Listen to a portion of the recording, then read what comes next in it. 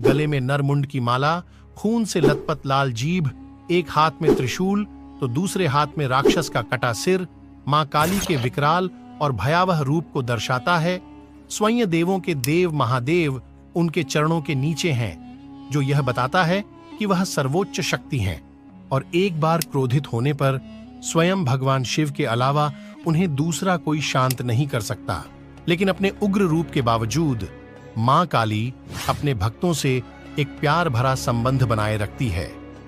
इस संबंध में भक्त बेटा या बेटी का रूप ले लेता है और मां काली एक देखभाल करने वाली मां के रूप में होती हैं। आइए जानते हैं कि देवी काली की उत्पत्ति कैसे हुई और वो इतनी शक्तिशाली देवी क्यों मानी जाती हैं। मां काली की उत्पत्ति कैसे और क्यों हुई? समस्त देवी देवताओं में काली एक अत्यंत उग्र रूप है। काली शब्द काल से आया है और काल का अर्थ समय है। हिंदू धर्म के अनुसार देवी काली को बुराई पर अच्छाई की जीत के लिए जाना जाता है। उन्हें भयंकर और शक्तिशाली देवी के रूप में पूजा जाता है।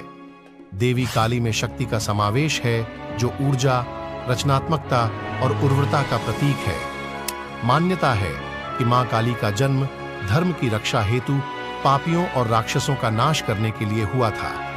साथियों, वैसे तो मां काली के जन्म को लेकर अनेक कथाएं प्रचलित हैं, लेकिन आज हम आपको मां काली से जुड़ी दो ऐसी अद्भुत कथा सुनाने जा रहे हैं जिसे सुनकर आप अचंभित रह जाएंगे। पौराणिक कथानुसार दारुक नाम का एक राक्षस था, जिसने कठोर तप कर ब्रह्मा जी को प्रसन्न कर लिया था। प्रसन्न होकर ब्रह्मा जी ने उसे वरदान दिया कि तुम्हारी मृत्यु केवल महिला के हाथों से होगी, अन्य कोई भी तुम्हें नहीं मार सकेगा। यह सुनकर राक्षस को लगा कि स्त्री तो कोमल, शांत और सौम्य होती हैं, वो भला उसका क्या बिगाड़ सकती है। लेकिन वह ये बात भूल गया था कि जब जब अत्याचार बढ़ता है तो वही स्त्री अपने क्रोधित रूप से दुष्टों का संहार करती है। हिंदू धर्म में स्त्री शक्ति को प्रदर्शित करती है। मां काली, जो बहुत पूजनीय देवी हैं, मां काली को क्रोध की देवी भी कहा जाता है, जो स्त्री शक्ति का प्रतिनिधित्व करते हुए दुष्टों का संहार करती है। मां काली संदेश देती हैं कि स्त्री कमजोर नहीं है। जरूरत पड़ने पर वो अपना उग्र रूप धारण कर पापियों का सर्वनाश कर सकती है। और दारुक राक्षस के साथ भी ऐसा ही हुआ। बता दें कि ब्रह्मा जी से वरदान पाकर राक्षस की खुशी का ठिकाना नहीं रहा और उसने इसका फायदा उठाना शुरू कर दिया। राक्षस ने ब्राह्मणों और संतों समेत देवताओं का जीना मुश्किल कर दिया। उसने अपनी शक्ति से सारे अनुष्ठान बंद करवा दिए और स्वर्ग पर अपना राज जमाकर बैठ गया। सारे देवताओं ने मिलकर उससे युद्ध भी किया, लेकिन निराश होकर वापस लौट आए। तब ब्रह्मा जी ने बताया, ये राक्षस सिर्फ किसी स्त्री के हाथों ही मारा जाएगा। तब सभी देवतागण मदद के लिए भगवान शिव के पास गए और उन्होंने दारुक के बारे में बताया। इस समस्या के समाधान के लिए महादेव ने जगत जननी मां पार्वती की तरफ देखा और कहा, हे कल्याणी, जगत के हित के लिए और उस दारुक दैत्य के लिए मैं तुमसे प्रार्थना करता हूं। ये सुनकर माता पार्वती मुस्कुराई और उन्होंने अपना एक अंश भगवान भोलेनाथ में प्रवेश करवा दिया। मां भगवती का वो अंश भगवान शिव के गले से अवतरित हुआ। भोलेनाथ ने तभी अपना तीसरा नेत्र खोला, जिससे एक भयंकर विकराल रूपी काले रंग की देवी का जन्म हुआ, जिन्हें काली माता कहा गया। मां के इस रौद्र रूप को देखकर देवता व राक्षस वहां से भागने लगे। मां का ये रूप इतना भयंकर था कि कोई भी उनके सामने टिक न पाया और इस तरह मां काली ने राक्षसों का अंत किया। महिषासुर, धूम्रविलोन, शुंभ निशुंभ आदि ये सभी दैत्य थे, जिनके वध के लिए मां दुर्गा ने अलग अलग अवतार लिए। लेकिन इन सभी दैत्यों में रक्तबीज सबसे बलशाली दैत्य था, जिसका वध करना देवताओं के लिए भी आसान नहीं था। आपको बता दें कि रक्त का अर्थ लाल या खून से है और बीज का अर्थ जीव से है। इस तरह रक्तबीज का अर्थ है खून से उत्पन्न होने वाला एक नया जीव। रक्तबीज के बारे में यह कथा प्रचलित है कि उसने अपने कठोर तप से शिवजी को प्रसन्न कर उनसे वरदान प्राप्त किया था कि जहां जहां उसके रक्त की बूंदें गिरेंगी, उससे उसी की तरह एक नया रक्त बीज पैदा हो जाएगा। रक्त बीज को अपने इस गुण पर बहुत अभिमान था, इसलिए उसने अपनी शक्तियों का गलत इस्तेमाल करना शुरू कर दिया। फिर एक दिन घमंड में चूर रक्त बीज ने देवताओं को युद्ध के लिए ललकारा। समस्त देवता रक्त बीज से लड़ी डींचने के लिए आ तो गए, लेकिन जहां भी रक्त बीज का रक्त गिरता वहां से एक और रक्त बीज पैदा हो जाता। इसका परिणाम यह हुआ कि बहुत सारे रक्त बीज पैदा हो गए, जिन्हें हराने का कोई रास्ता देवताओं को नजर नहीं आ रहा था। तब घबराकर सभी देवता मां दुर्गा के पास पहुंचे और अपने प्राणों की भीख मांगने लगे। मां दुर्गा ने रक्त बीज के वध के लिए काली का रूप धारण कर लिया। जब महाकाली देवताओं की मदद के लिए युद्ध भूमि पहुंची तो उन्होंने वहां अपनी जीभ को लंबा कर लिया। अब जहां भी रक्त बीज का रक्त गिरता, मां काली उसे पी जाती। मां काली ने रक्त बीज के खून की एक भी बूंद को धरती पर नहीं गिरने दिया। इस तरह काली माता ने उसके शरीर का सारा रक्त पी लिया। इस तरह रक्त बीज का अंत तो हो गया, लेकिन रक्त बीज को समाप्त करते हुए मां इतनी क्रोधित हो गईं कि उनको शांत करना मुश्किल हो गया था।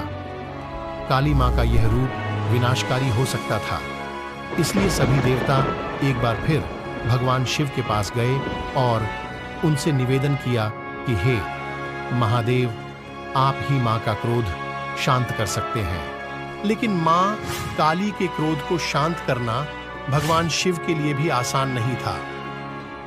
तब भगवान शिव काली मां के मार्ग में लेट गए। क्रोधित मां काली ने जैसे ही भगवान शिव के ऊपर पांव रखा तो वो झिझक कर ठहर गईं और उनका गुस्सा शांत हो गया। इस तरह भगवान शिव ने देवताओं की मदद की और मां काली के गुस्से को भी शांत किया, जो सृष्टि के लिए भयानक हो सकता था। मां काली का स्वरूप कैसा है, आपने कई तस्वीरों में देखा होगा, जहां मां काली भगवान शिव की छाती पर एक पैर के साथ युद्ध के मैदान में खड़ी हैं। उनकी जीभ भगवान शिव की छाती पर पैर रखने के लिए अचरज में पड़ गई। उनका रंग काला व नीला है और उनके चेहरे के भाव क्रूर हैं। आपको बता दें कि मां काली का रूप सभी देवियों में से सबसे कट्टर माना जाता है। मां के 4 हाथ हैं, एक हाथ में तलवार और दूसरे हाथ में राक्षस का सिर है। यह सिर एक बहुत बड़े युद्ध का प्रतिनिधित्व है, जिसमें मां ने रक्त बीजा नाम के दानव का वध किया था। बाकी के 2 हाथ भक्तों को आशीर्वाद देने के लिए हैं। मां काली कहती हैं कि डरो मत, मैं हमेशा अपने भक्तों की रक्षा करूंगी। मां काली के पास कान की बाली के लिए 2 मृत सिर है और गले में 50 खोपड़ी का एक हार।